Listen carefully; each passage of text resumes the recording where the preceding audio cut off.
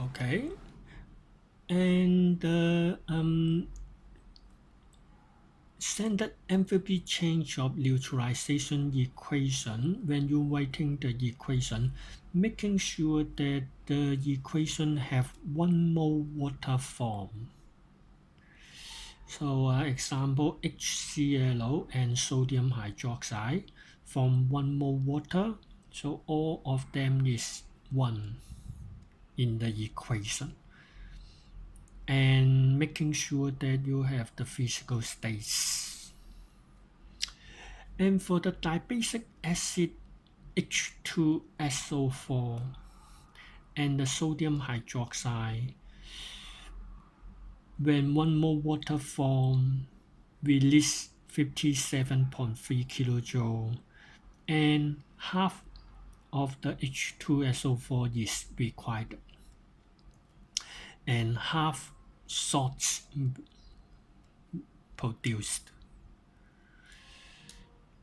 They for the strong acid and the strong alkali, they are just the same value of the delta H neutralization because they have the reaction of H plus and hydroxide ion forming water, and other ions are just spectator ions. And then neutralization, delta H of neutralization, how to obtain by experiment. You can use page 17. You can directly measure the temperature change of the reaction mixture. So the apparatus, you should have a expanded polystyrene cup, which is used to contain the acid and alkali. And this cup is covered with a cotton wool. It traps air as an insulator, prevent heat loss to surrounding. And the cotton wool is inside the glass beaker.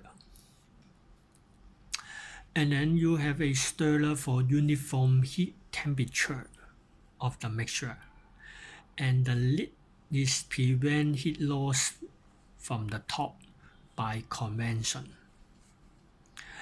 Thermometer is measure the temperature wise. Okay, so how the experiment is performed.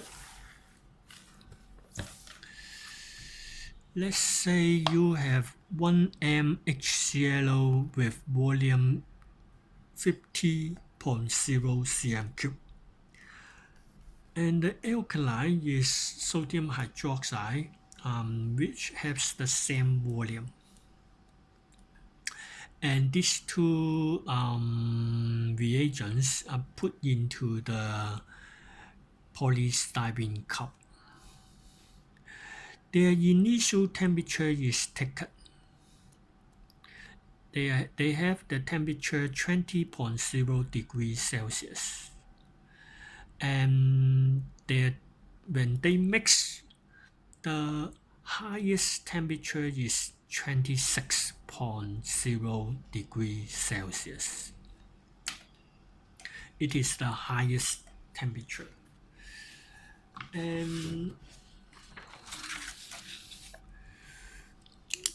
this highest temperature can be obtained by putting a thermometer in a polystyrene cup, and you read the highest temperature it reach.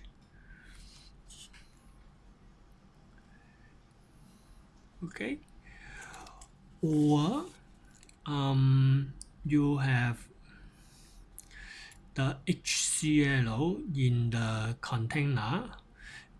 For the first 2.5 minutes, you take the temperature of HCl inside the polystyrene cup, and then at the 3rd minute, you mix the NaOH and HCl inside the polystyrene cup, and at the 3.5 minute, you read the temperature, and every 30 seconds you take the temperature of the mixture. Let's say you have the ponds like this. The highest temperature occur at the 4 minutes, let's say.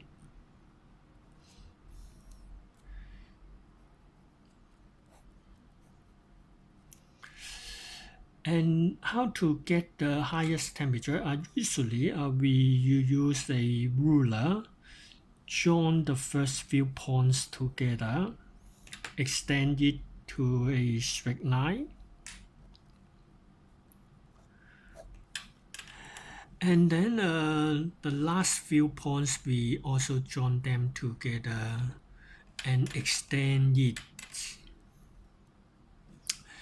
And at the 3rd minute, you mix them together. So I will find the 3rd minute vertical straight line at the 3rd minute and find the greatest temperature change. You see that the 3.5 minute, we omit this point. Okay.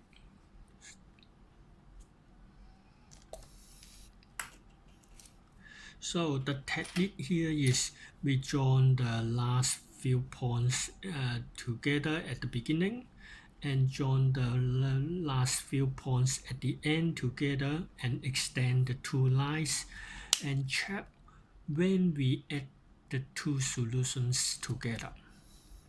And then at the let's say the 3rd minute we add alkaline to HCl, and then at the 3rd minute we take the greatest temperature change. Okay, and you are given specific heat capacity of water as 4.2 joule per gram per K, and the density of the water is 1 gram per cm3 as well. And then the total volume of the reaction mixture is equal to 100 cm3. And the 100 cm3 can multiply with the density changed to the mass. The mass of the reaction mixture now equal to 100 grams. In this case, we make an assumption that the reaction mixture has the same density as water. That is the water, but it is not water.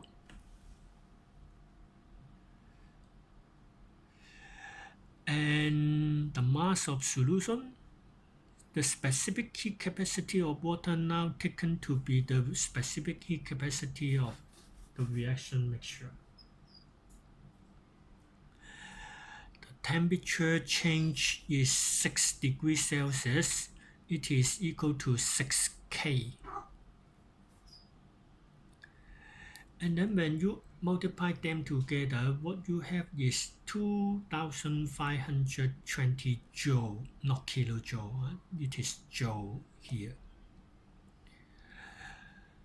And we need to over number of mole of water formed. The number of mole of HCl equal to the number of mole of NaOH. That is 0.05 mole. So the number of mole of the water formed equal to the one of the number of mole of reactants. The energy over number of mole of water, and it is the exothermic reaction because there is a temperature rise. We need to have a negative sign in front of the value, numerical value. And then the joule per mole changed to kilojoule per mole by divided it with 1000. And then you have the negative 50 something kilojoule per mole. And when you use this method, you have some errors. That is, they should have a heat loss continuously to the surroundings. And then expanded PS cup thermometer, it has heat capacities, but you does not taken it into account. The reaction mixture has different specific heat capacity and density as water. They are not the same. Lastly, the reaction is not carried out under the standard conditions.